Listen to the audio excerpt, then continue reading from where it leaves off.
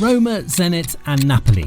These are the most notable coaching ventures at a club level in Luciano Spalletti's career. And guess what? He won a trophy everywhere. Yes, I have no intention to sell you a delusional dream, dear Juventus fans, or at least for now, but the facts speaks for themselves. Was his job at the Italian national team a disaster? Pretty much, yes. Is he a successful coach at club level? Absolutely. And is he one of the most successful Italian managers in the last 20 years? Well, let's find out. Because today we're going to discover the 5 crucial things Spalletti will change at Juventus. First, let's briefly discuss the controversial aspects of this deal, as well as Igor Tudor's role at Juventus. In the weeks leading up to his predecessor Thiago Motta's sacking, many thought it would be appropriate to aim for a foreign manager. Yes, it was quite unbelievable, but Juve has had 10 different managers in the last 18 years, all of whom were Italian. Thus, after Motta's failure, fans were saying it's probably time to try non-Italian, and there was some logic behind it. The Frenchman Didier Deschamps is the most successful Juventus manager in the 21st century, if we talk strictly about the results achieved. He secured 31 wins, 11 draws, and only 2 losses in 44 games in charge of Juve, achieving a 70% win rate at the Stadio dell'Alpi.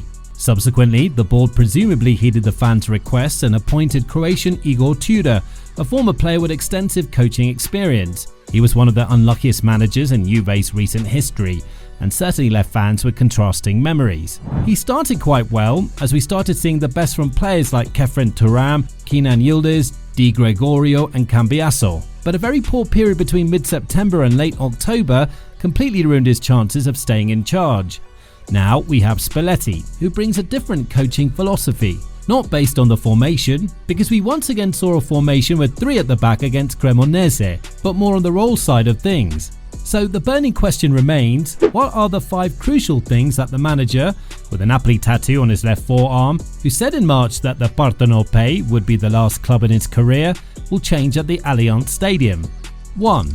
Defensive structure and formation. One of the first clear changes that Luciano Spalletti is likely to implement at Juventus concerns the defensive structure and underlying formation, a change that builds on his successful strategy at Napoli, while also implicitly rectifying any shortcomings under Igor Tudor. At Napoli, Spalletti's teams combined tactical flexibility with disciplined structure. They typically began with a 4-3-3 or occasionally a 4-2-3-1 formation, featuring a solid back 4, a midfield capable of transitioning to a 4-1-4-1 or 4-4-2 as needed, and a high press activated when the opponent began their build-up from the back. Statistically, this paid off. In one mid-season snapshot between 31st of August 2022 and 29th of January 2023 to be more precise, Napoli had conceded just 14 goals in 19 Serie A matches. Their formation allowed for both proactive pressing and a structured defence, and the team seemed at ease when switching between phases of possession and defending. However, when comparing Spalletti's Napoli with Tudor's Juve, the latter setup appears less clearly defined in terms of defensive consistency. Data shows that under Tudor, Juventus averaged exactly 1 goal conceded per match in his 8 Serie A games in charge this season, 8 goals conceded, with a lower possession rate, around 52%, compared to previous periods. While not disastrous, the defence lacked the cohesion and pressing intensity that characterised Spalletti's Napoli. Put simply, Spalletti will probably standardise the back 4. During their title-winning campaign, Napoli play with Kim Min-jae and Rahmani at the heart of defence, and Di Lorenzo and Mario Rui on the flanks in the majority of their games. Applying this approach to Juve, the back 4 would probably feature Kalalalu and Gatti in the centre, at least until Bremer recovers, and Cambiasso and Lloyd Kelly on the flanks. Now, there's one more major detail that could basically make everything we said completely useless. One of Spalletti's most memorable quotes from his title-winning 2022-23 campaign was, "Systems no longer exist in football. It's all about the spaces left by the opposition.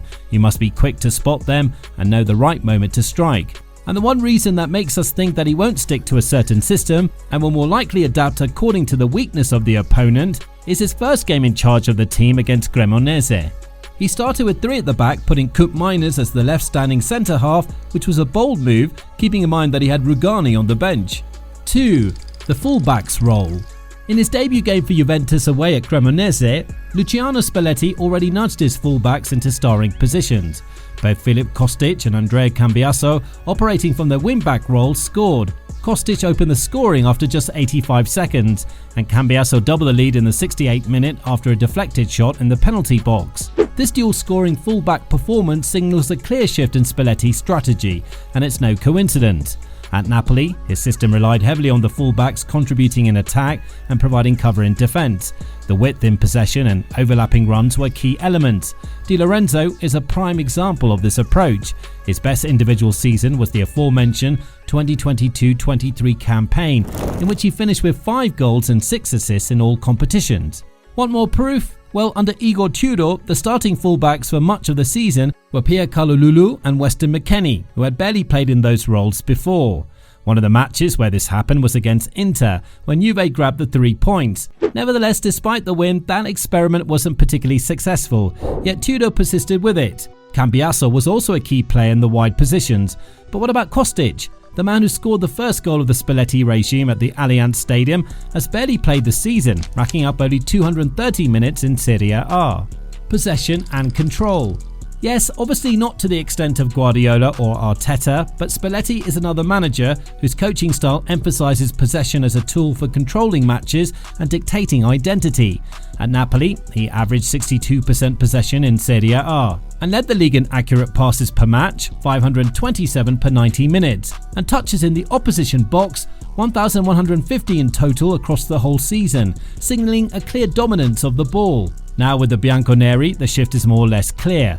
Under the previous coach, the possession game was less dominant or consistent, and the team often looked reactive rather than controlling. The very fact that Juve were keeping the ball less than Spalletti's Napoli in 2024-25 speaks for itself. With Spalletti in charge, expect Juve to recalibrate, more comfortable in possession, more willing to own the rhythm of matches, and more disciplined in restricting opponents' time on the ball. 4. Pressing and out-of-possession behaviour. The fourth thing we're going to talk about is the press. Under Luciano Spalletti, one of the most notable changes at Juventus will be how the team behaves without the ball, an area in which he demonstrated great precision at Napoli. At the Stadio San Paolo, his teams would often defend in disciplined blocks, dropping into compact shapes 4-3-3 or 4-1-4-1 when under pressure from the opposition, and executing coordinated team-wide pressing triggers rather than relying on individuals. In contrast, Juventus under Igor Tudor displayed moments of aggressive pressing, but lacked consistent organisation in the outer possession phase. Reports noted that Juventus often prioritised fitness and duels over carefully structured pressing plans. This is why, if there is one area in which Juventus have performed well since the start of the season, it's the press. They currently sit 4th in this regard, winning the ball back in the final third, an average of 4.1 times per match. The really fascinating fact is that Spalletti's Napoli won an astonishing 6.2 times in 2022-23, which is more than twice on average per 90 minutes of play. This was the big game changer that set the Partenopei apart from their opponents 3 seasons ago. 5. Player roles.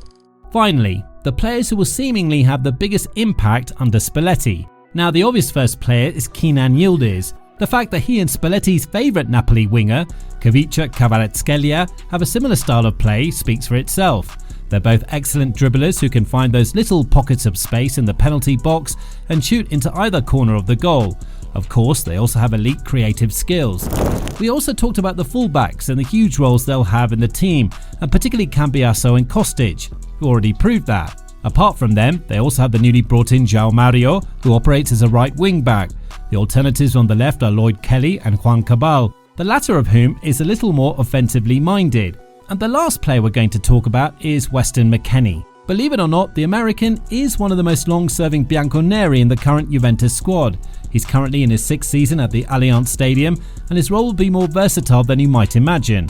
Previously used in various midfield or wide roles, Spalletti's system may require him to adapt to a more dynamic box-to-box player or an inverted winger. Yes, Serie A managers constantly rotate their positions among the league's best clubs, but Spalletti at Juve still looks quite weird and incomprehensible. But do you know what's definitely not weird? Allegri at Milan, as we're already seeing the initial fruits of success for Max at San Siro.